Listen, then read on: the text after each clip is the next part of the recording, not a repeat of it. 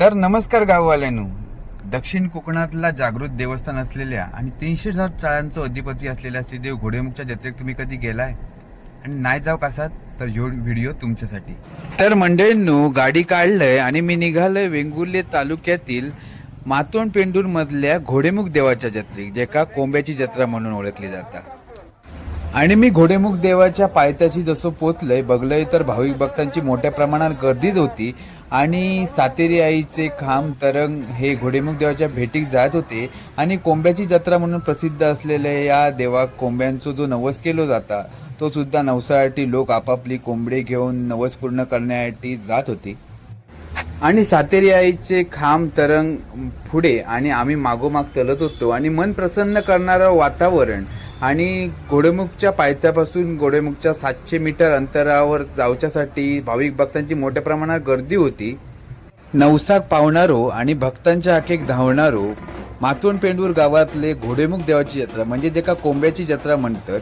तर ह्या जत्रेसाठी सुद्धा मुंबई गोवा या साईडसून सुद्धा लोक मोठ्या प्रमाणात येतात आणि आपलं कोंब्याचं नवस पूर्ण केलं जातं. आणि दिवसेंदिवस या जत्रेचा स्वरूप तर काय वाढत होता.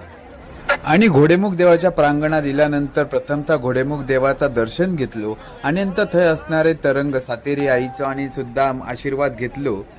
आणि त्या सगळ्या झाल्यानंतर कधी 5 वाजतात आणि लोकांचे डोळे लागलेले होते ते फक्त कोंब्याची जत्रा म्हणून प्रसिद्ध असलेल्या घोडेमुख देवाच्या जत्रेसाठी. जय कोंबो देऊन नवस पूर्ण केले जातात थंय डोळ्यांचा पारणा पिट्टला अशी भाविक भक्तांच्या गर्दीत सुद्धा घोडेमुख देवाची जत्रा ही तुडुंब भरलेली होती. आणि आता वेळ झाली ती म्हणजे कोंबो कापूची.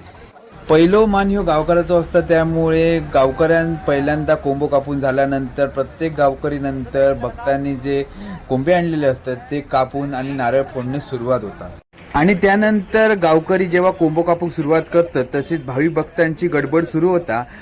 तर मंडळींनो, कोंबो कापून झाल्यानंतर प्रत्येक भक्तजण आपापलं कोंबो घेऊन आपल्या घराकडे जाऊन तो शिजवला जातो. कोंबा त्याका तो कोंबो प्रसाद म्हणून दिला जाता आणि प्रत्येक मातोंड पेंडूरमधल्या प्रत्येकाच्या घराकडे या कोंब्याच्या मानेपासूनचा जा मटण असतात त्या बनवून प्रसाद म्हणून सगळ्यांना वाटला जाता.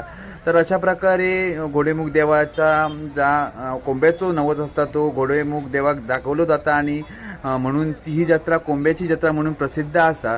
व्हिडिओ कसं वाटलं अवश्य कमेंट बॉक्समध्ये कमेंट करून सांगा. आणि सातेरी आईची आणि तरंग जेव्हा खाली उतरतात त्यानंतर जत्रेची सांगता होता.